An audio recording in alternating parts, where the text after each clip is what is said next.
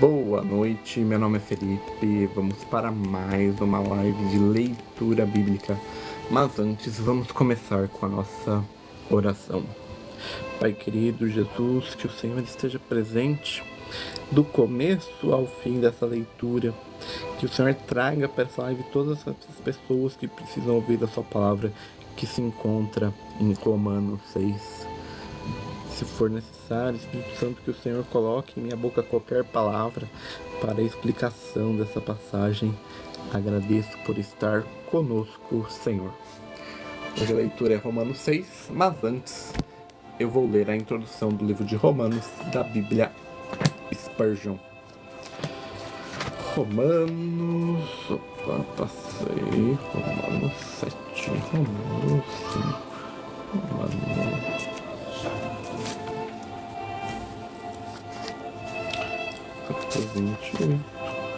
Carta do apóstolo Paulo aos Romanos. Visão geral. O autor, Paulo, era um hebreu por descendência, natural de Tarso, na Cilícia. Educado por Gamaliel, o grande professor farisaico, Paulo foi um dos perseguidores mais implacáveis dos primeiros cristãos, mas foi convertido pela aparição repentina do Senhor ressuscitado. Ele começou a pregar em Damasco, mas por causa da perseguição foi para a Arábia. Retornando de lá, visitou Jerusalém e Damasco, e depois foi para Cilícia, onde sem dúvida realizou um trabalho evangelístico até Barnabé procurá-lo em Tarso e o levar a Antioquia, onde trabalharam por um ano. Depois disso, os dois foram para Jerusalém com contribuições para os irmãos.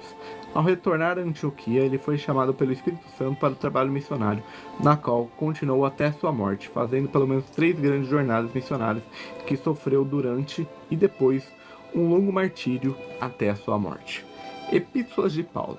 As epístolas de Paulo geralmente são colocadas em 4 grupos, como segue. Grupo escatológico, ou aqueles que lidam com a segunda vinda de Cristo. Esses são 1ª e 2ª Tessalonicenses, foram escritos em Corinto por volta do ano 62 a 63 a.C. O grupo antijudaico, ou aqueles que criam sobre controvérsias com professores do judaísmo. Eles são 1ª e 2ª Coríntios, Gálatas e Romanos, escritos durante a 3ª jornada missionária, provavelmente em Éfeso, Filipe e Corinto. O grupo cristológico, que centraliza seus ensinamentos em torno do caráter e da obra de Jesus, e foi escrito durante o encarceramento em Roma. São eles: Filipenses, Colossenses, Filemão, Efésios e Hebreus. Muito pensa que Paulo não escreveu Hebreus. O grupo pastoral, aqueles escritos para jovens pregadores que abordam assuntos de organização, governo da igreja e instruções práticas sobre evangelistas, pastores e outros obreiros cristãos. Eles são 1 Timóteo, 2 Timóteo e Tito. Todas as epístolas de Paulo, com exceção de Hebreus, caem muito naturalmente em 5 seções. Como se segue? Primeiro, introdução. Pode conter uma saudação, geralmente incluindo o assunto da epístola, com o nome daqueles que colaboraram com Paulo no momento da escrita, e agradecimento pelo bom caráter ou conduta daqueles a quem ela se dirige. Uma sessão doutrinária que se discute alguns grandes ensinamentos cristãos que precisam de ênfase especial, sendo o caso da igreja ou o indivíduo abordado. Uma sessão prática, na qual se expõe a aplicação prática dos princípios discutidos na sessão doutrinária à vida daqueles a quem ela se dirige. Uma sessão pessoal, na qual são enviadas mensagens e saudações pessoais para e por vários amigos. Uma conclusão, na qual pode se encontrar uma bênção ou dedicatória para autenticar a carta com outras palavras finais. A motivação da epístola aos Romanos. Paulo deseja ir a Roma, Atos 19, 21, e agora espera fazê-lo em breve, Romanos 15, 24 e 33. Ele pode, portanto, ter desejado que soubessem de sua doutrina antes de sua chegada, especialmente porque talvez tivessem ouvido alguns relatos sobre ela. Foi logo depois que escreveu Gálatas e a mente de Paulo estava cheia da doutrina da justificação. Ele pode ter desejado escrever mais sobre o assunto, dando ênfase especial ao lado divino da doutrina, assim como já tinha dado ao lado humano no livro de Gálatas. Deste modo, ele também pode ter sido mal interpretado em Gálatas e desejava ampliar seus ensinamentos. Em Gálatas, o homem é justificado pela crença. Em Romanos, Deus dá sua própria justiça ao crente por sua justificação. Febe, uma mulher de influência e caráter cristã, amiga de Paulo, estava prestes a ir a Roma, partindo do litoral de Corinto, e ele não apenas teve uma boa oportunidade para enviar a carta, mas poderia, de certa forma, prestar-lhe um serviço ajudando na sua apresentação. Romanos 16, 1 ao 2. Sem dúvida, estava em uma condição muito próspera no momento das exercícios de Paulo. Talvez tenha sido organizado por alguns judeus que ouviram e creram enquanto estavam em Jerusalém, provavelmente no dia de Pentecostes, embora seus membros incluíssem judeus e gentios.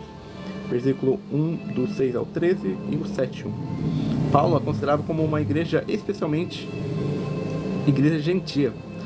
Capítulo 1, os versículos 3 ao 7 e capítulo 13 ao 15. Alguns erros de doutrina e prática haviam adentrado as igrejas e precisavam ser corrigidos. Eles pareciam ter entendido mal os ensinamentos de Paulo e confiado que ele ensinava que quanto maior o pecado, maior a glória de Deus. Capítulo 3, versículo 8. Eles poderiam ter pensado que eles estavam ensinando que devemos pecar a fim de obter mais graça. Capítulo 6, versículo 1. E, portanto, podem ter feito seu ensino de justificação pela fé uma desculpa para a conduta imoral. Os judeus não reconheciam os cristãos gentios como iguais no reino de Cristo. Capítulo 1, versículo 9 e no 29. Portanto, por outro lado, alguns dos irmãos gentios olhavam com desprezo a seus limitados e preconceituosos e fanáticos irmãos judeus. Capítulo 14, versículo 3. Paulo, portanto, pretendia conquistar os judeus para a verdade cristã e os gentios para o amor cristão.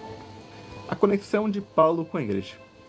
Ele nunca esteve lá. Neste momento, 1, versículo 11, 13 e 15. E não é provável que outros apóstolos tivessem estado lá, pois então Paulo não teria planejado ir já que sua regra era não ir aonde havia outro trabalhando. Capítulo 15, versículo 20 e 2 Coríntios 10, do 14 ao 14. Isso é um duro golpe no catolicismo, alegando que Pedro foi o primeiro bispo de Roma. Se Paulo não o seguiu, Pedro não estava lá, e o teste mais importante do papado é derrubado. Paulo tinha, no entanto, muitos amigos íntimos e conhecidos em Roma, muitos dos quais foram mencionados no capítulo 16. Entre eles estavam seus velhos amigos Áquila e Priscila. O argumento do livro. As doutrinas do livro são consideradas e discutidas sobre 4 posições principais. Todos são culpados diante de Deus, tanto os judeus quanto os gentios. Todos os homens precisam de um Salvador. Cristo morreu por todos os homens. Todos nós, pela fé, somos um corpo em Cristo. Período da escrita provavelmente em Corinto por volta do ano 58 depois de Cristo.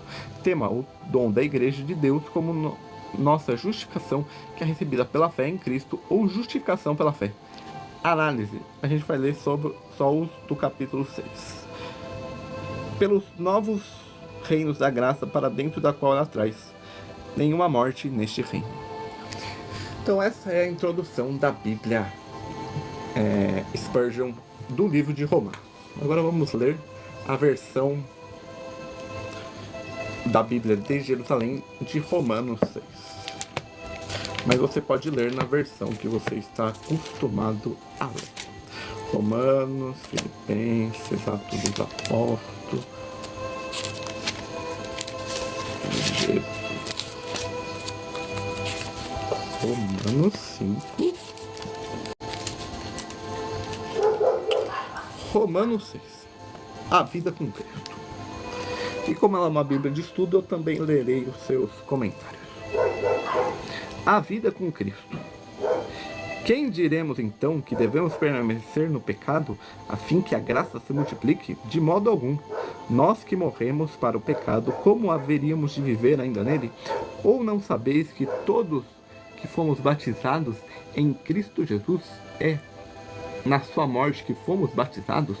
Portanto, pelo batismo nós fomos sepultados com eles na morte. Batismo não se opõe à fé, mas acompanha.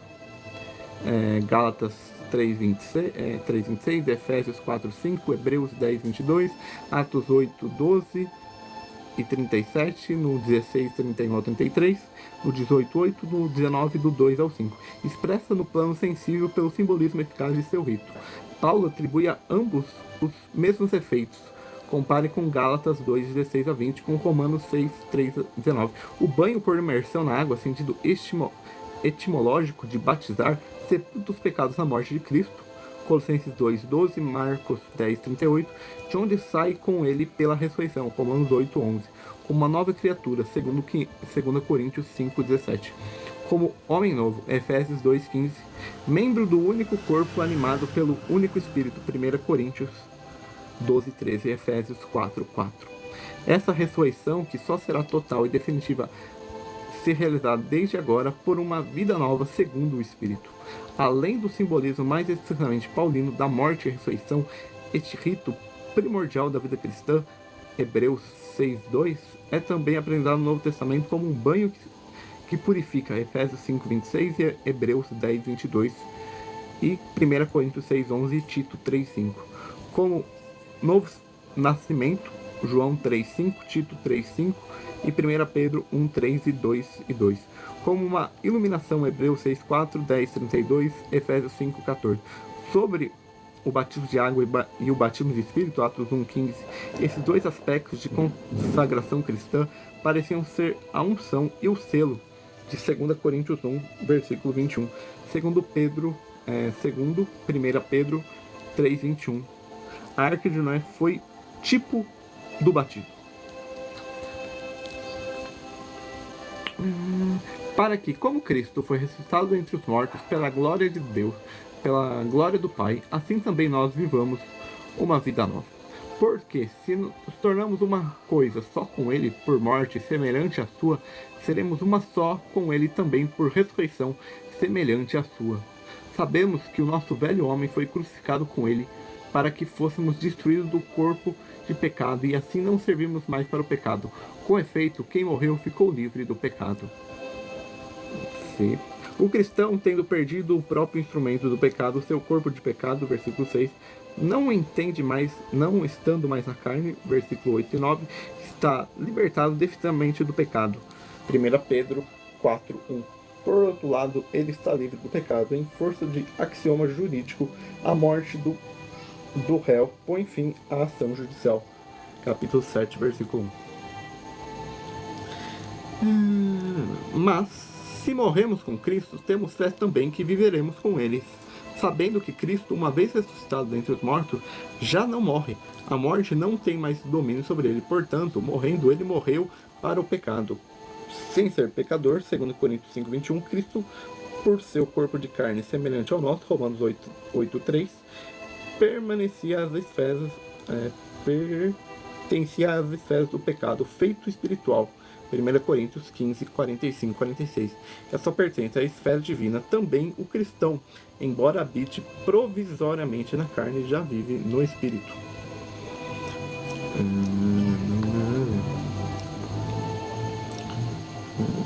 Portanto, que o pecado não impere mais em vosso corpo mortal, sujeito-vos às suas paixões, nem entregues vossos membros como armas de injustiça ao pecado. Pelo contrário, oferecei-vos a Deus como vivo, provindos dos mortos, e oferecei vossos membros como armas da justiça a serviço de Deus. E o pecado não vos dominará, porque não estáis debaixo da lei, mas sobre a graça. O crente a serviço da justiça. E daí? Pecamos porque não estamos mais debaixo da lei, mas sobre a graça? De modo algum. Não sabeis que, oferecendo vós alguém com escravo para obedecer, vós torneis escravos daquele a quem obedeceis? Seja do pecado quem leva à morte, seja da obediência quem conduz à justiça, mas graças a Deus, vós, outrora escravos do pecado, vos submeteram de coração à forma da doutrina ao qual fostes entregues, e assim livres do pecado, vos torneis servos da justiça, empregando uma linguagem humana em consideração à vossa fragilidade, como outrora entregues vossos membros à escravidão da impureza e da desordem, para viver desregradamente, assim entregai agora vossos membros a serviço da justiça para a santificação. A santificação própria de Deus, Levítico 17, do versículo 1 em diante, que ele comunicava ao seu povo, Êxodo 19, 6 em diante, e ele comunicava também aos que creem em Cristo, Atos 9, 13 e Colossenses 1, 12. Ela perde entretamente seu aspecto ritual para conservar sua interioridade. Consiste em imitar a Cristo, segundo Tessalonicenses 3, 7. Santo de Deus, Marcos 1, 24. Aquele que é santo porque é justificado, porque pertence ao povo santo e habitado pelo Espírito Santo. Versículos Romanos 5, 5. Deve ser ainda mais por em ação pela santidade que lhes é dado progredir na santificação. Romanos 6, versículo 6, 22, 1 Tessalonicenses 4, do versículo 3 ao 7, e 2 Tessalonicenses 2, 13. Quando ereis, escravos do pecado, estáveis, livres em relação à justiça, e que o fruto colhestes então daqueles coisas que agora vos envergonhais. Ou seja, que o fruto reconheceis disto então, obras das quais hoje vos envergonhais. Pois Deus tem do vosso fruto para a santificação e com desfecho a vida eterna, porque o salário do pecado é a morte, e a graça de Deus é a vida eterna em Cristo Jesus, nosso Salvador. E essa é a leitura de Romanos 6, na versão da Bíblia de Jerusalém. Amanhã nós voltamos com mais uma live de leitura bíblica. Um bom resto de Natal e até amanhã.